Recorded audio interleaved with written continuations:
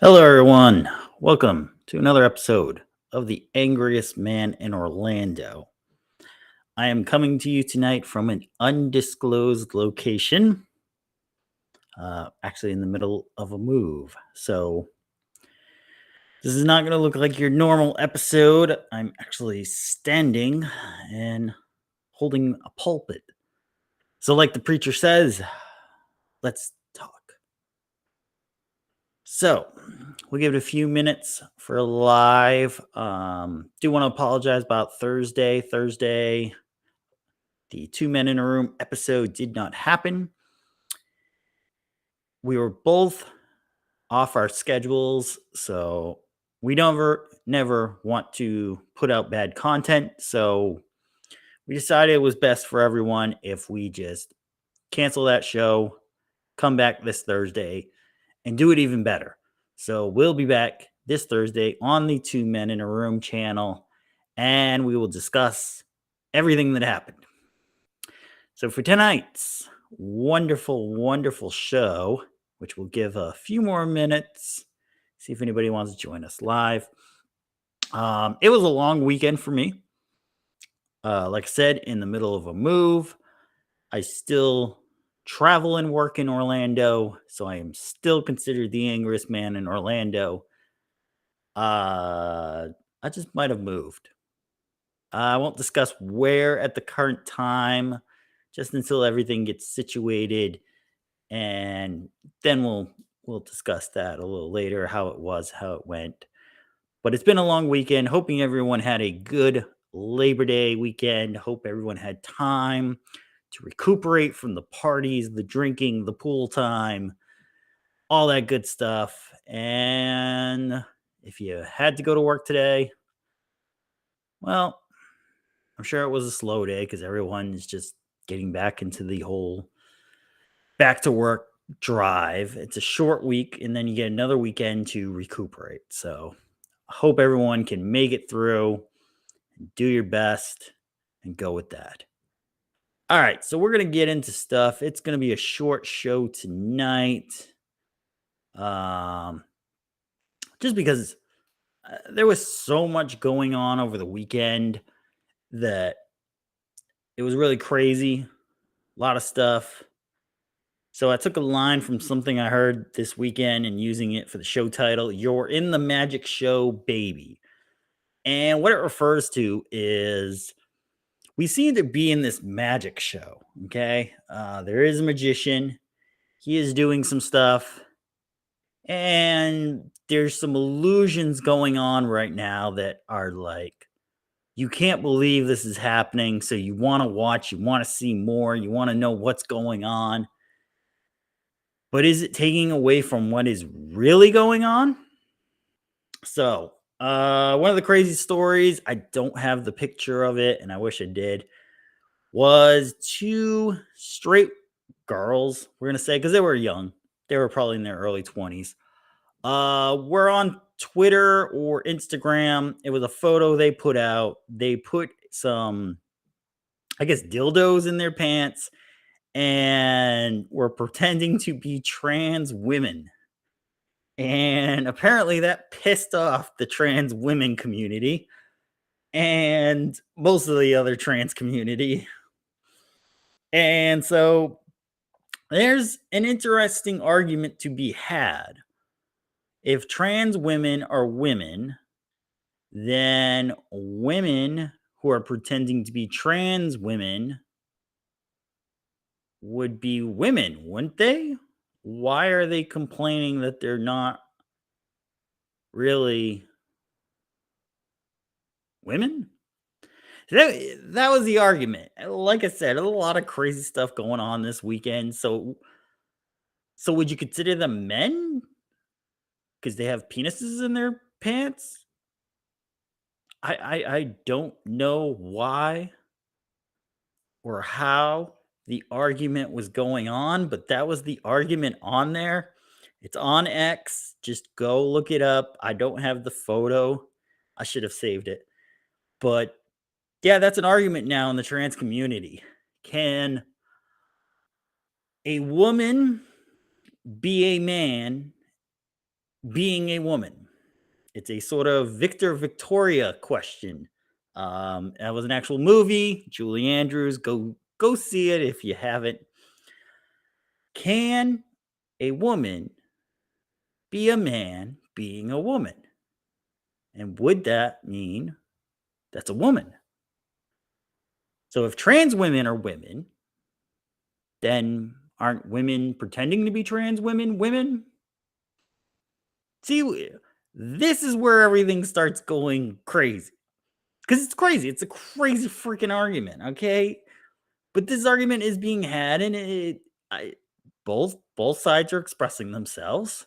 Everybody wants to be fair, but it's kind of using their rules to make them really think about stuff.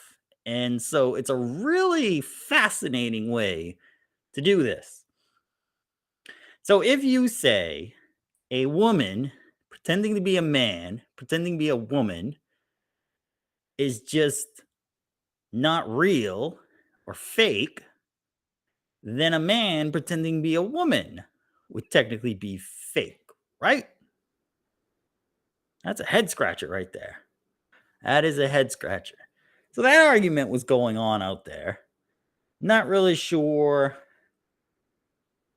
where to go with it. I'm going to let them decide that.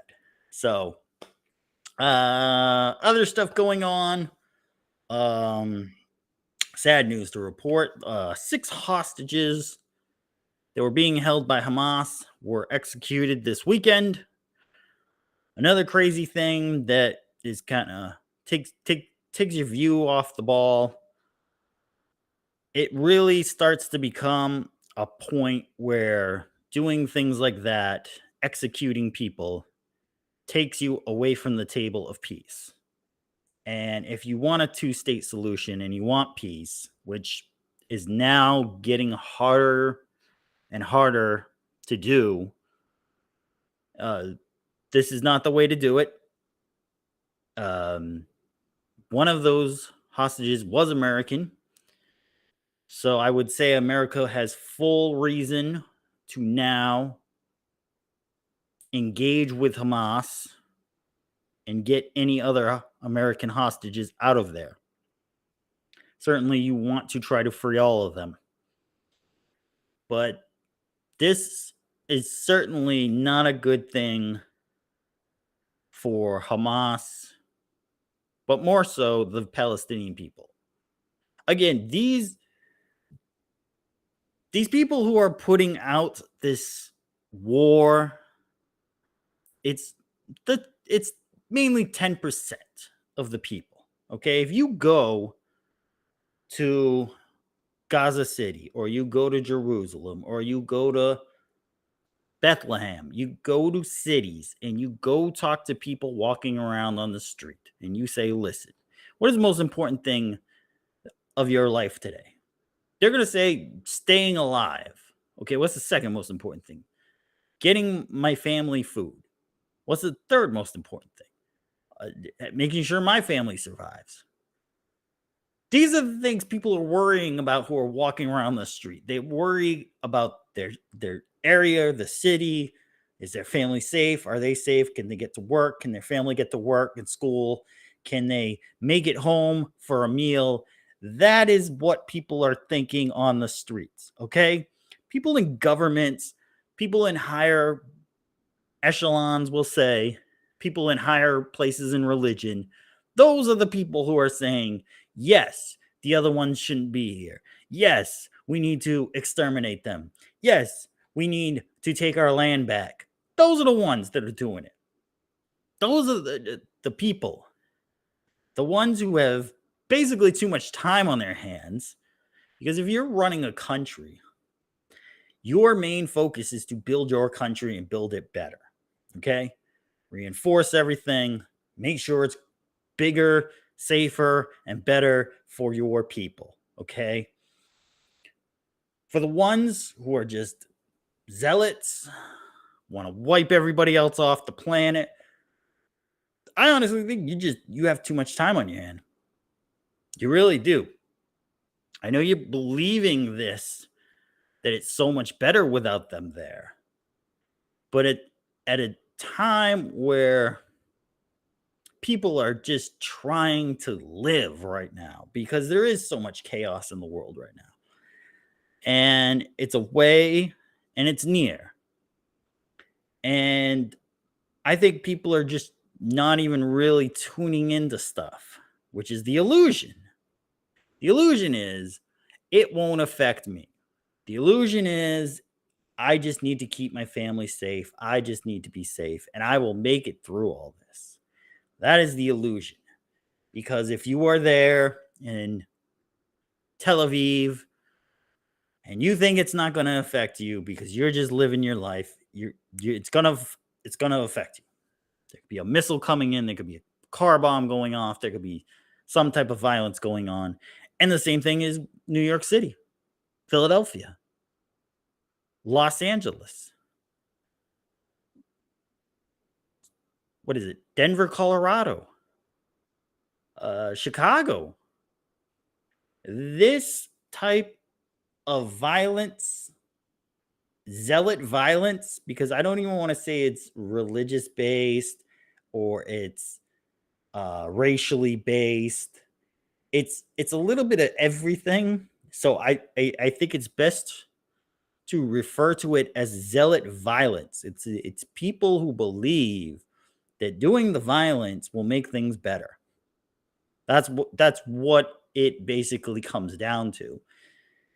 And they're zealots. They believe it so much. You have these illegal immigrants coming to the country who believe that it's just going to be easy. I'm going to go in there. I'm going to take what I want. I'm going to live my life and it's going to be easy. And, nobody's going to stop us because we've been told they don't stop people. So it's the belief that you can go into there and simply just blow it up. And then everything's going to be fine. Everything's going to be all right. I'm going to live a better life. Everything's going to be great. And I think referring it to as a zealot violence, it kind of encapsulates different racial divisions, different gang divisions, different religious divisions, different cultural divisions. That's really what it comes down to. And one of the things is you have Aurora, Colorado, but I'm sure Boulder and Denver are feeling the same thing right now. Colorado has basically invited illegal immigrants to come to the cities. They will help them out, get them housing, and go from there.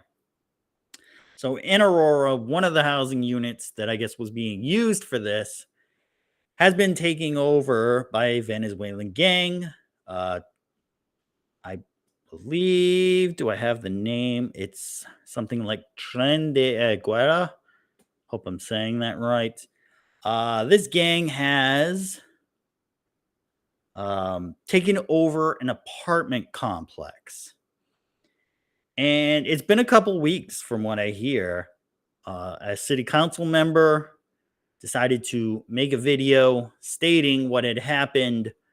There's ring cam footage of several individuals with AK-47s, assault rifles, breaking into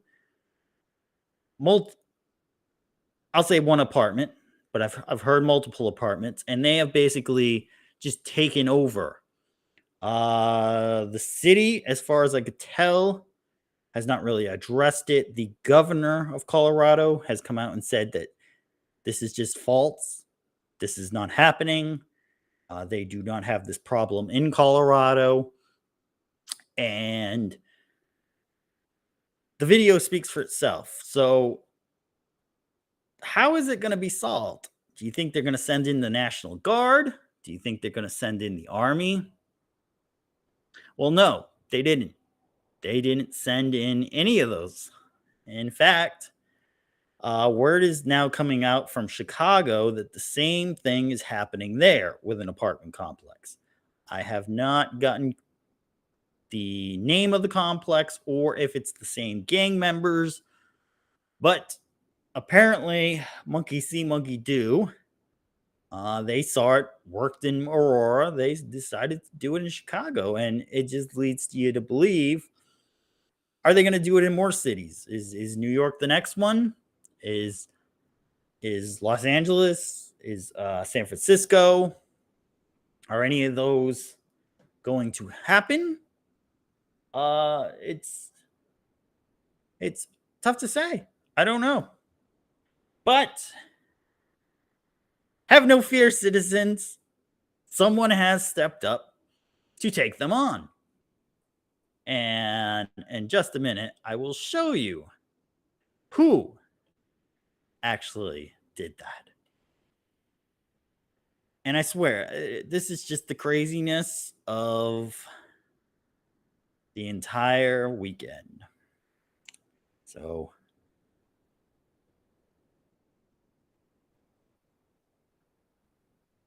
see if I can share this here. Venezuelan gangs, we're here to chase you off. This is our fucking communities. You want to see what gang violence is? We invented gang violence.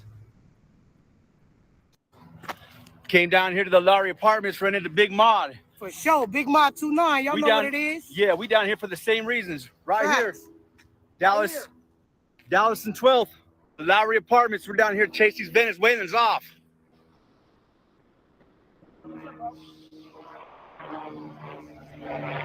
Oh, we don't know. We ain't from here. Look, we got another one right here. What's up, bro? Look, we're down here to fucking take our country back. Ain't no question. We ready out I'm here. rocking You guys with want to mob the what? I got a megaphone in the car. Yeah. So yeah, thanks to Suckaducka211 for that video. We've got actual gang members fighting gang members. So we've got American gangs who are now stepping up. Not sure who they belong to, but I imagine the West Coast scene has been lighting up with this story. There was even word Hell's Angels might be heading in. What I'll say about Hell's Angels is they're not going to come in for a story. They're going to come in because something may have happened with someone they know. I'll leave it at that. For anyone who's been in a biker gang, you know the normie life doesn't bother you. It's when it hits home that then you get involved with that. So I've heard a few people say they were heading in to go look at the situation. So we'll see how that goes. But yeah, there's a lot of craziness, a lot of stories. It's being shared around. Everybody's trying to get their opinion in on this. But I think the main story is still the election. You need to look at the election. The election is triggering everything. So we still have not really heard a plan from Vice President Harris. We have not heard a plan from Tim Walz. We don't know what they're going to do. They have some proposals, which is not really something that they can't do now. So that's why I don't really even consider it part of a plan. Because if you could do it now, why not do it now? One of the proposals was to build more homes. Okay, well, hey, you've got Lennar, you've got Pulte Homes, you've got Horton, you've got all these big companies building homes all across the country. Why not just give them some free money? Because you guys love to do that. Give them more free money so they can buy more supplies. They can call back guys who they've put on layoffs and start building more homes. If that's the problem, start building more homes. Just do it right now. See where that goes. Why not? What else? Ms. Harris decided she wanted to go Southern. Had a speech in Pittsburgh, then had a speech in Detroit talking about unions. And for some reason, when she was in Detroit, decided to use a Southern twang accent when she talked. It was so horrible, I'm not going to play it here. But it's really,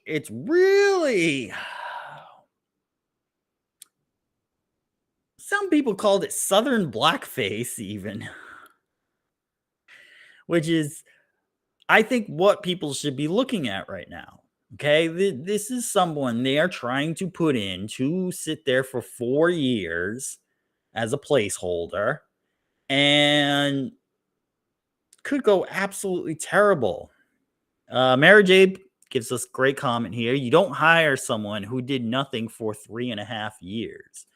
And that's the point. Like, not even 3.5 years. You've got what, a couple months, and even till, if you want to say till January with Inauguration Day, you've got about 5 months that you could be sitting there with Congress and saying, hey, we're working on this, we're working on this, and we're working on this. This is why you should vote me in as president.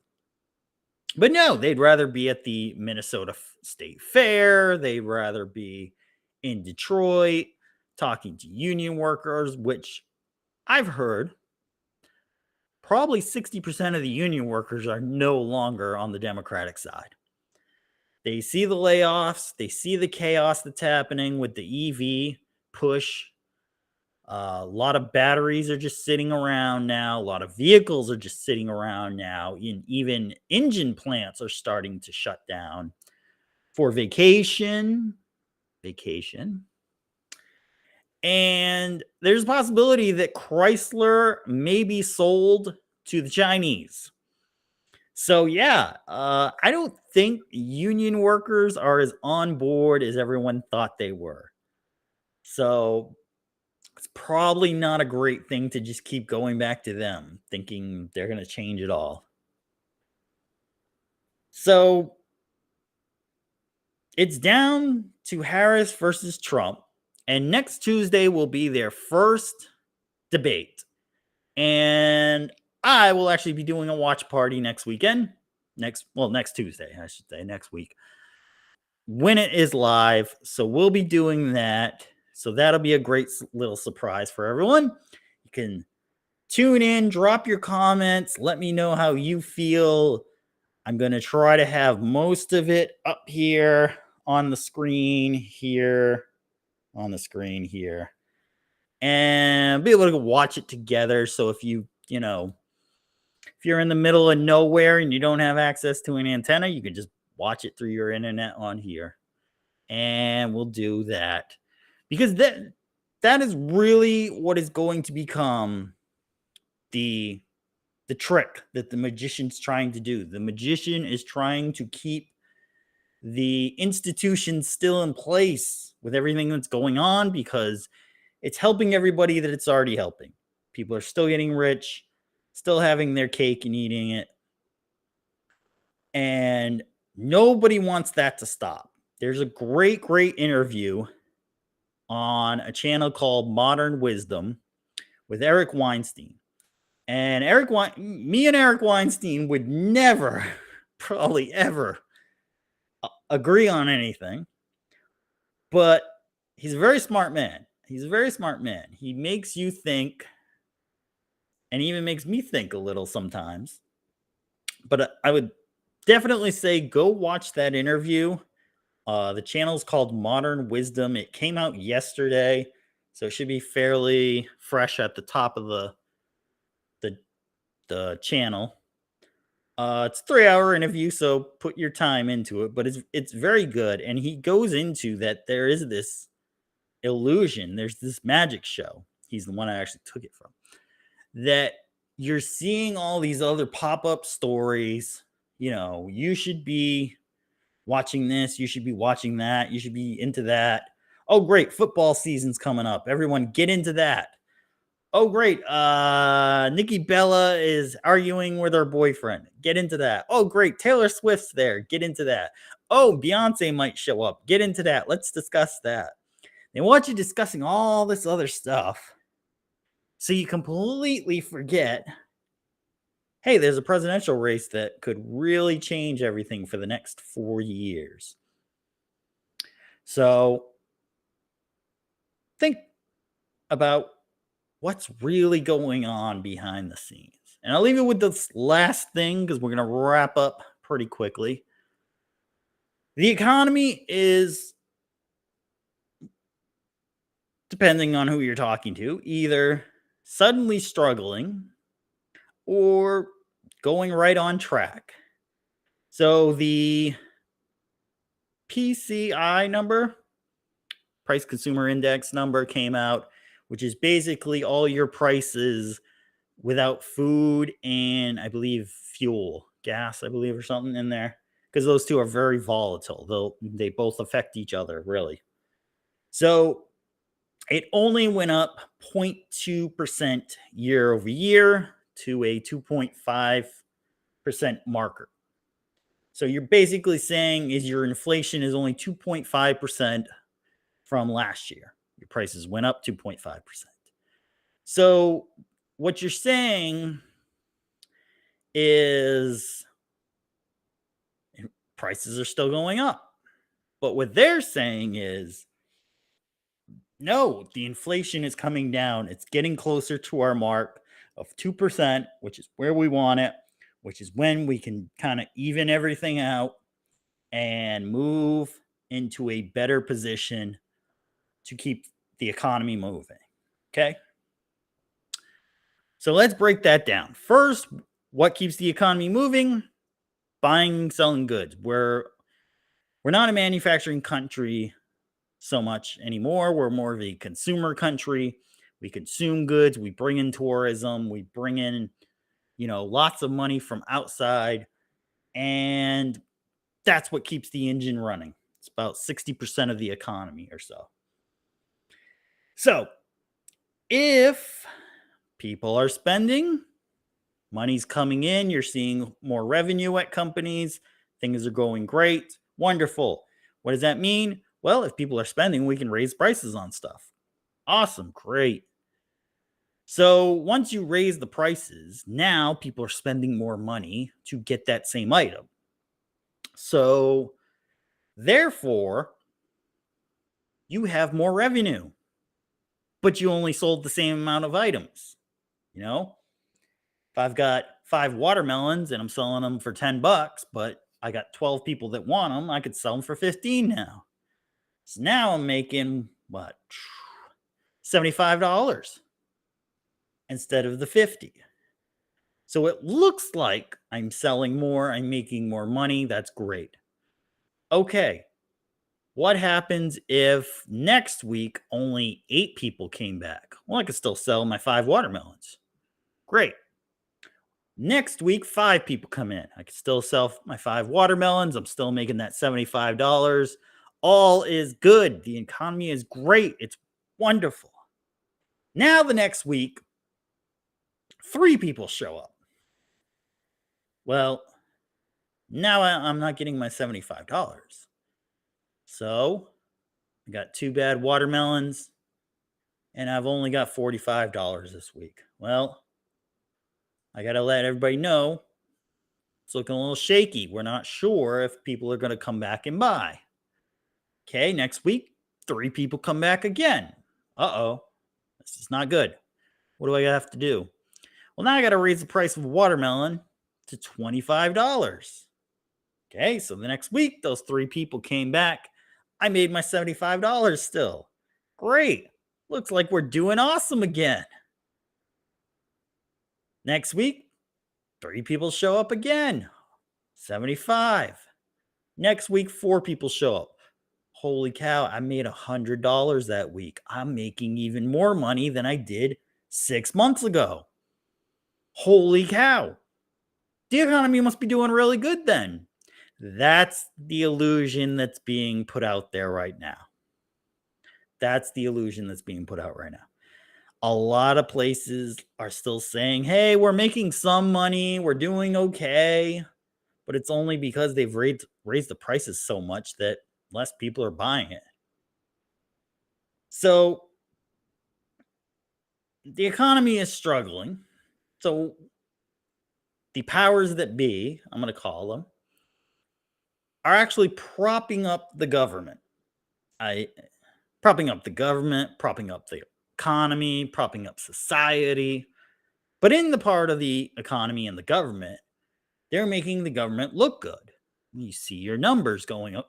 Well, they're smooth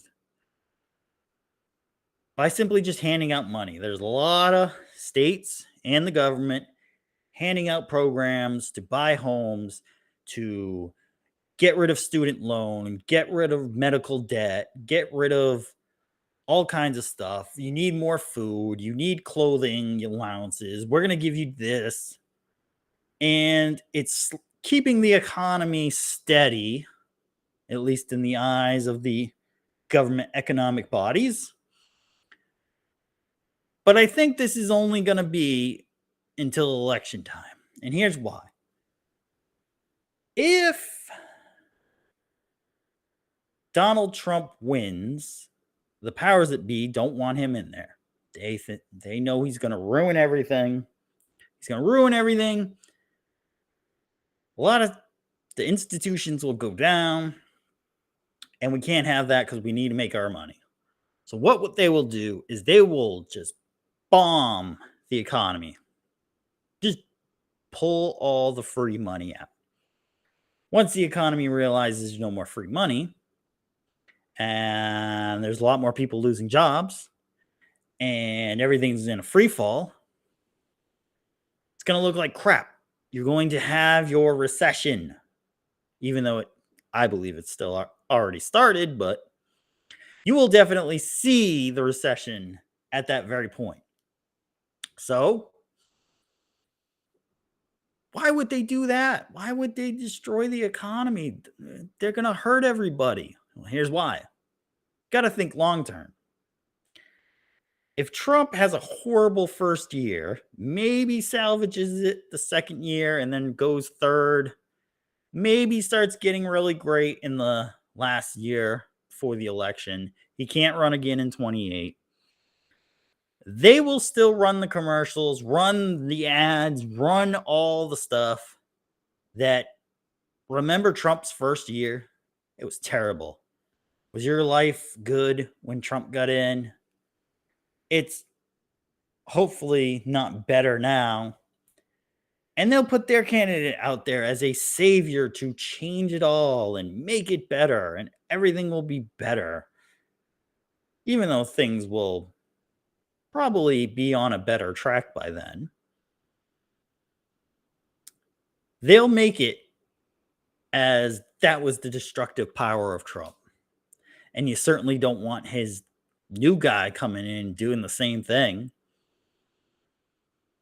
So the illusions are out there. You have to stop, look, see what's really going on, think long term on how this might affect it, how this might affect your own life, but in a societal life too. How will this affect everything? Because whether you like it or not, we're in a global economy, a global environment.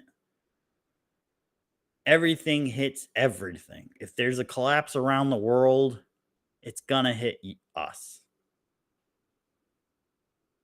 I'll go over next week how the banks are all connected.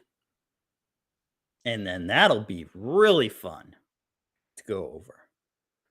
So I'm going to start wrapping up. We got one more comment we'll talk about here. It's from Mara Jade. I don't know if it's a magic show, but there are a lot of dummies about. A little ventriloquism humor there, I see. Very nice, very nice. Yeah, there's a lot of people who are just there to be there. They don't really know what's going on. But they're needed. They're needed. The powers that be need those people to be there. Be as dumb as a trash can. but you just need to be there.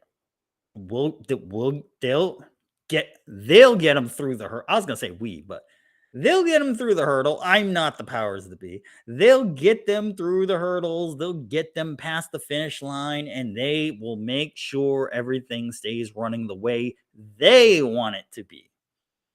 Because they're making money off this. They're making money. They have success. They have power.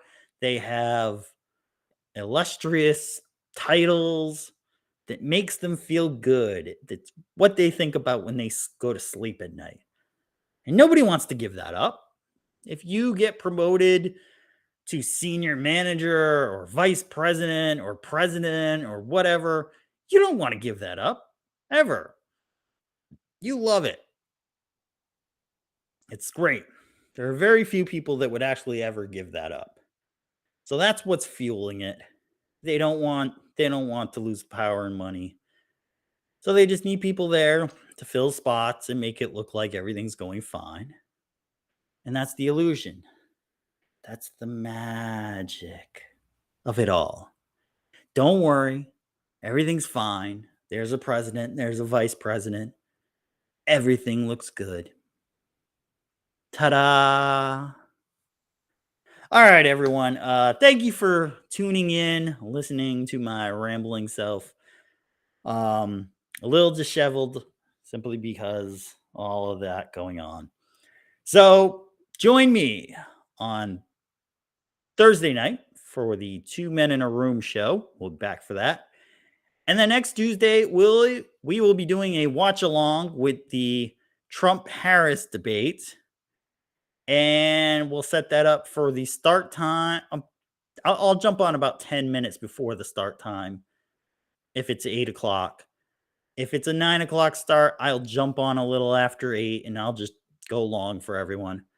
So we can all watch, throw your comments in there. Whatever you see, throw it out there. I'm intrigued to hear it. And I'll say, I hope everyone has a wonderful night. Get plenty of rest. And it's September. We got 2 more months, September, October, and then November's here.